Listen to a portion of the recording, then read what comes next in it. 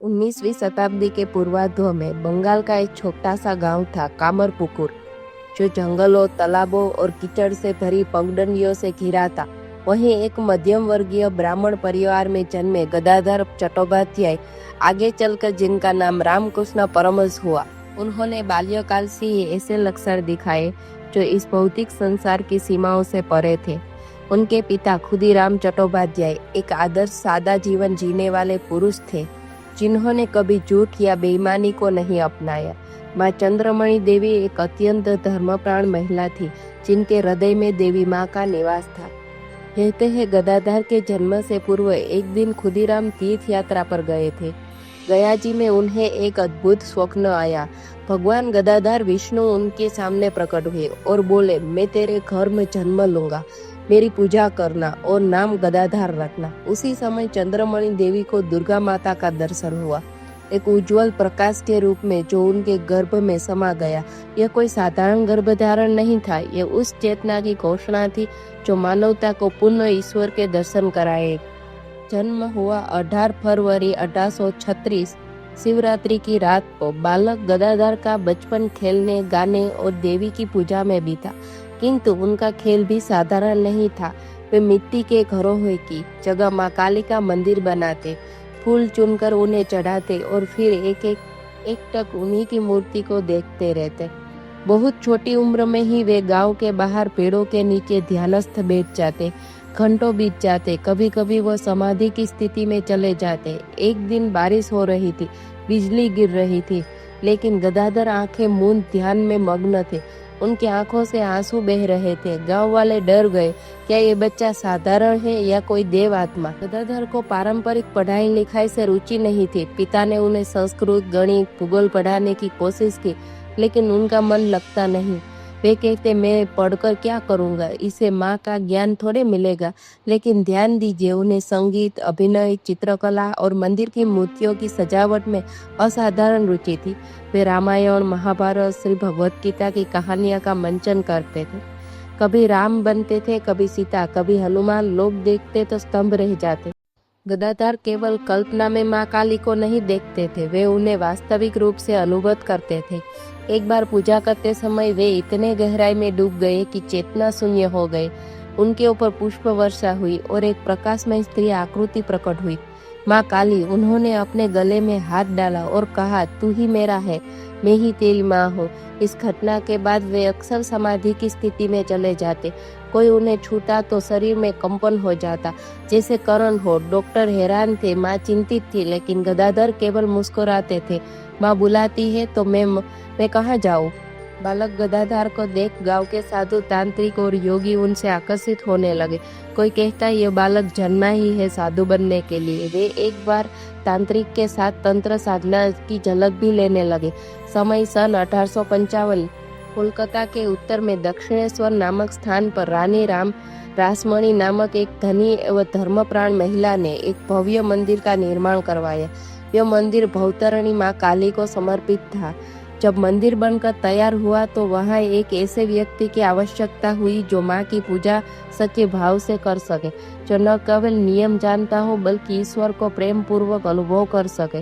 तब गदाधर, जो अब रामकृष्ण कहलाने लगे थे, को वहाँ पुजारी बनने के लिए आमंत्रित किया गया। वह आमंत्रण एक बाहरी नौकरी नहीं बल्कि ईश्वर के दरबार में प्रवेश करने की शुरुआत थी। जब रामकृष्ण परमहंस पहली बार माँ भगवती ऋणी की पूजा करने गए, उन्होंने मूर्ति को एक पत्थर की शिला नहीं बल्कि साक्षात सजीव देवी के रूप में देखा। मंत्रों का उच्चारण करते करते उनका शरीर कांपने लगा, उनकी आंखों से आंसू बहने लगे। वे बोले, माँ क्यों तू सच में यहाँ है, क्या मैं तुझे देख सकता हूँ। यह प्रश्न नहीं था, ये पुत्र की पुकार थी जो अपनी माँ को खोज रहा था। रामकृष्ण का मन अब माँ काली के ध्यान में पूरी तरह डूब गया।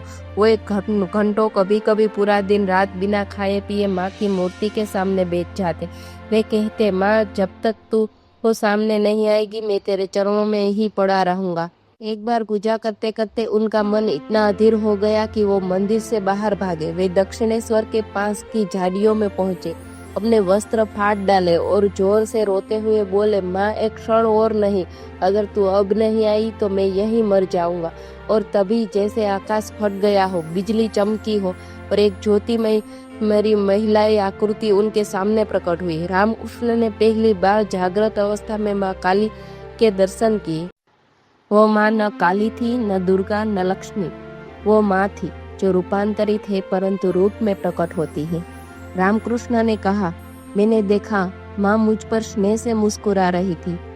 उनकी आंखों से प्रकाश की धाराएं निकल रही थी और तभी मेरी चेतना लीन हो गई। सब कुछ उजाले में विलीन हो गया। किसी को नहीं पता कितनी देर तक वे अचेत पड़े रहे। जब होश आया तो वो बोले, अब मैं जानता हूँ माँ सजीव है, अब मैं जी चुका हूँ। अब रामकृष्ण के लिए पूजा, ध्यान, आरती कोई नियम नहीं थे। हर क्षण, हर सांस, हर दृष्टि सब कुछ माँ का था। वे कभी हंसते, कभी रोते, कभी किसी बच्चे की तरह माँ को पुकारते, कभी मूर्छित हो जाते। लोग कहते ये व्यक्ति पागल है, किंतु जो एक बार उनके पास बैठा वो रो उठता, क्योंकि उस पागलपन में ईश्वर की झलक। कई बार वे समाधि में चले जाते और घंटों तक चेतना लौटती नहीं। कभी कभी उन्हें खाना खिलाना पड़ता क्योंकि वो स्वयं भोजन करना भूल जाते। वे मंदिर की सीढ़ियों पर लेटकर माँ से बातें करते, जैसे कोई पुत्र अपनी माँ से रूठ गया हो। उनका प्रसिद्ध वाक्य था, मैं माँ को देखता हूँ, बात करता हूँ, हंसता हूँ, लड़ता हूँ, वो मेरे लिए साक्षात माँ है। जैसे कुएं अलग अलग हो पर जल एक ही होता है, वैसे ही हर ईश्वर का लक्ष्य वही ईश्वर है। दक्षिणेश्वरों में जब रामकृष्ण की माँ काली के साथ एक गहन संबंध में बन चुके थे, तब एक दिन उनके भीतर एक नई तड़प जागी। क्या ईश्वर केवल काली माँ में ही है? क्या अन्य मार्ग झूठे हैं? और इसी से शुरू हुई एक महान आध्यात्मिक प्रयोगशाला, जिसमें रामकृष्ण स्वयं विषय बने और अनुभव ही परीक्षा। सबसे पहले उन्होंने अपनाया तांत्रिक मार्ग। यह मार्ग साधारण नहीं था। यह माँ काली के रुद्र रूप की साधना थी, जिसमें शमशान, खोपड़िया, राख और निर्भयता की कसौटी होती है। एक प्रसिद्ध योगिनी भैरव ब्राह्मणी उनके मार्गदर्शक बनी। उन्होंने कहा, इस बालक ने पूर्व जन्मों की साधना पूरी की है। ये जन्म केवल स्मरण और सिद्धि का है। रामकृष्ण ने हर तांत्रिक विधि को शुद्ध प्रेम और ईश्वर भाव से अपनाया। जहाँ अन्य साधक डर जाते थे, वहाँ रामकृष्ण रोते हुए कहते, माँ तू मुझे किसी मार्ग से बुला ले, मुझे बस तेरा साक्षात्कार चाहिए। और कुछ ही महीनों में उन्होंने तंत्र के अंतिम लक्ष्य महाकाली के दर्शन। अब वे कृष्ण भक्ति में प्रवृत्त हुए। रामायण और भागवत गीता, गीता गोविंद सब उनके अंतर में उतरते गए। कई दिन ऐसे आए जब वे स्त्रियों की तरह वस्त्र पहनते, स्वयं को राधा मानते और गाते, श्याम तू कहाँ है, तू क्यों नहीं आता। वे अब तो रोते रहते, कृष्ण के नाम में डूबे रहते। कभी श्री राम की भक्ति करते, कभी हनुमान की तरह सेवा भाव से चुप जाते। लोग हैरान थे, ये व्यक्ति कभी शिव है, कभी राधा, कभी श्याम, ये कौन। रामकृष्ण ने एक दिन कहा, माँ यदि तू मुसलमानों में है तो मैं मुसलमान बनूंगा। और उन्होंने उस दिन से हिंदू रीति का त्याग कर दिया। मंदिर में नहीं गए, रामकृष्ण नाम नहीं लिया, केवल अल्लाह कहा। सफेद वस्त्र पहनकर नमाज की तरह ध्यान किया। एक दिन समाधि में चले गए। वापस आए तो बोले, मैंने देखा एक विशाल ज्योतिमय पुरुष, कोई मूर्ति नहीं, कोई रूप नहीं, वह था खुदा। वह भी वही है, माँ भी वही है। एक दिन उनके पास कई ईसाई भक्त आए और बाइबल पढ़ कर गया। रामकृष्ण ने इतने भाव विभोर हो गए कि बोले, मैं इस धर्म को भी अनुभव करना चाहता हूँ। फिर उन्होंने ईसाई के जीवन पर ध्यान किया, प्रार्थना की, ईश्वर अगर तू इस मार्ग में भी है तो मैं तुझे इस मार्ग में भी देखना चाहता हूँ। उन्होंने ईसा मसीह को देखा एक दिव्य ज्योति के साथ। ईसा उनके पास आई, मुस्कुराई और उनके शरीर में समा गई। रामकृष्ण बोले, मैंने देखा ईसा और माँ एक ही प्रकाश है, सब कुछ उसी ज्योति से उपजा है। रामकृष्ण ने न केवल यह कहा कि सभी धर्म एक है, उन्होंने प्रत्येक धर्म के मार्ग पर चढ़कर अनुभव किया और कहा, जैसे समुद्र के जल को कोई कलश से, कोई हाथ से, कोई बाल्टी से उठाता है, जल सब जगह एक ही है। रामकृष्ण, ईसा, अल्लाह सब एक ही सत्य के भिन्न स्वरूप है। जब रामकृष्ण दक्षिणेश्वरी पूरी तरह माँ काली की भक्ति में लीन हो गए थे, तब कुछ परिजनों को चिंता हुई। यह लड़का अब न तो संसार की बातें करता है, न गृहस्थ जीवन की। विवाह करा देना चाहिए ताकि वह स्थिर हो जाए।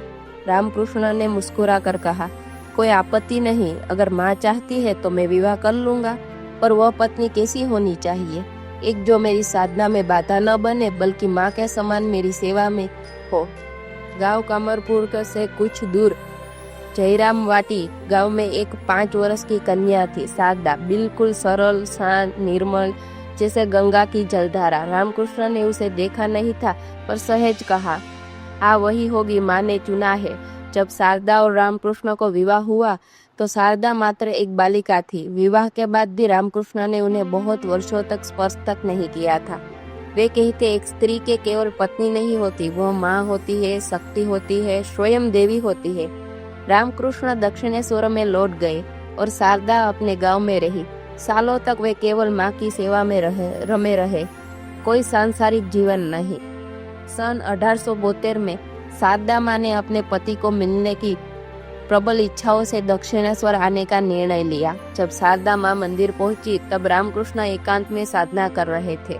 शारदा ने उन्हें देखा, बुरुए वस्त्रों में लीन, आंखें बंद, अंधेरों पर माँ का नाम। जब रामकृष्ण की आंखें खुली तो उन्होंने मुस्कुरा कर पूछा, तुम मुझे क्यों ढूंढती हुई आई हो?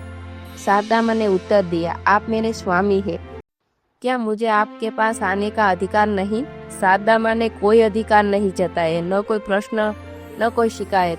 वे पूरे भाव से रामकृष्ण की सेवा में लग गई। रोज उनका भोजन बनाना, वस्त्र धोना, ध्यान करते समय बाहर बैठकर किसी को भीतर न जाने देना। रामकृष्ण कहते, शारदा मेरी पत्नी नहीं, मेरी माँ है, वो स्वयं लक्ष्मी है। मैं उस माँ को काली का स्वरूप देखता हूँ। एक रात जब सब सो चुके थे, रामकृष्ण ने शारदा माँ को बुलाया। वे एक दीपक के सामने बैठे और बोले, शारदा, लोग विवाह करते हैं भोग के लिए, पर मैं माँ से वचन दिया है, मैं तुझे माँ के चरणों में अर्पित करता हूँ। उन्होंने शारदा माँ को भी काली के सामने बैठाया और उनके चारों ओर धूप, दीप, पुष्प रख दी, जैसे कोई यज्ञ होता है। मैं तुझे इस संसार के बंधनों से नहीं, बल्कि ईश्वर की साधना में अपनी संगिनी बनाता हूँ। शारदा माँ की आंखों से आंसू बहने लगे। अब शारदा माँ केवल एक गृहिणी नहीं रही, वे एक मौन तपस्वी बन गई। रामकृष्ण जब समाधि में जाते तो शारदा माँ बाहर ध्यान करती। रामकृष्ण के शिष्यों के लिए वह माँ बन गई। सब उन्हें श्री माँ कहने लगे। जिसने रामकृष्ण को नहीं देखा उसके लिए मैं हूँ, और जिसने मुझे जाना वो रामकृष्ण के हृदय तक पहुँच गया। 1885 का वर्ष था। रामकृष्ण अब 49 वर्ष के हो चले थे। शरीर क्षीण होने लगा था, परंतु उनके अंतर चेतना और भी तेजस्वी होती जा रही। एक दिन उन्होंने कहा, माँ कहती है अब यह शरीर नहीं रहेगा, काम पूरा हो गया है। उनके गले में तकलीफ शुरू हुई, आवाज बैठने लगी, भोजन निगलने कठिन हो गया। डॉक्टर ने बताया यह गले का कैंसर है। शरीर धीरे धीरे टूटने लगा, लेकिन रामकृष्ण ने कभी शिकायत नहीं की। माँ जो करती है वही इच्छा है, यह शरीर उनका है, जैसे चलाए वैसे चले। उन्हें शिष्यों के द्वारा काशीपुरी ले जाया गया। हरा भरा वातावरण, थोड़ी शांति। विवेकानंद, नरेंद्रनाथ, ब्रह्मानंद, गिरीश घोष और अन्य कई युवा शिष्य दिन रात गुरुदेव की सेवा में लग गए। शारदा माँ भी उसी घर में थी, चुपचाप हर पल देखती, ध्यान करती। रामकृष्ण की हर सांस अब शिष्य निर्माण में लग चुकी थी। एक दिन उन्होंने नरेंद्र स्वामी विवेकानंद को बुलाकर कहा, नरेंद्र, जो माँ ने मुझे दिया है वह सब मैं तुझे दे रहा हूँ। अब तो संसार में माँ का काम करेगा। नरेंद्र फूट फूट कर रो पड़ा। गुरुदेव, आप क्यों जा रहे हो? रामकृष्ण मुस्कुराए, देह नहीं जा रही है, केवल वस्त्र बदल रहा हूँ। मैं सब में रहूंगा, माँ में तुम, मैं भक्तों में तुम। बीमारी के बीच भी वे बार बार कहते, तू ईश्वर को छोड़, सब में उसे देख। जो माँ है वही कृष्ण है, वही राम है, वही तुम सब हो। दया नहीं, सेवा करो। जब सेवा में ईश्वर का भाव हो वही सर्वोच्चम पूजा है। उस रात उन्होंने थोड़ी देर पहले शिष्यों को देखा। शारदा माँ एक कोने में मौन ध्यानस्थ बैठी थी। रामकृष्ण ने केवल इतना कहा, माँ माँ माँ, और उनकी सांस रुक गई। न कोई चीख, न हाहाकार, सब कुछ शांत, जैसे कोई दीपक धीमे से हवाओं में विलीन हो गया हो। शिष्यों ने देखा, उनके चेहरे पर दिव्य प्रकाश था, मानो शरीर वही रहा और आत्मा ब्रह्म में लीन हो गई। रामकृष्ण के लिए मृत्यु एक अवधि नहीं थी, वो संपूर्ण थी। मैं कभी नहीं मरता जो प्रेम है, प्रेम में है, भक्ति में है, सत्य में है, वहाँ मैं हूँ। रामकृष्ण के जाने के बाद शारदा माँ ने कोई विलिप नहीं किया। वह शांत रही और केवल बोली, जिसने रामकृष्ण को जाना उसके लिए मृत्यु कोई दूरी नहीं। अब वे सबके लिए माँ बन गई। उनके पास हजारों लोग आते सलाह सांत्वना प्रेम के लिए। रामकृष्ण परमहंस केवल संत नहीं, वे एक क्रांति थे, एक ऐसी क्रांति जिसमें प्रेम, भक्ति, ज्ञान और सेवा मिलकर एक नए भारत का जन्म हुआ। आज भी जब कोई भक्त माँ काली के आगे खड़ा होकर कहता है माँ तू ही सब कुछ है, तो कहीं न कहीं रामकृष्ण मुस्कुराते हैं, क्योंकि उनका जीवन माँ के चरणों में पूर्ण संपूर्ण था।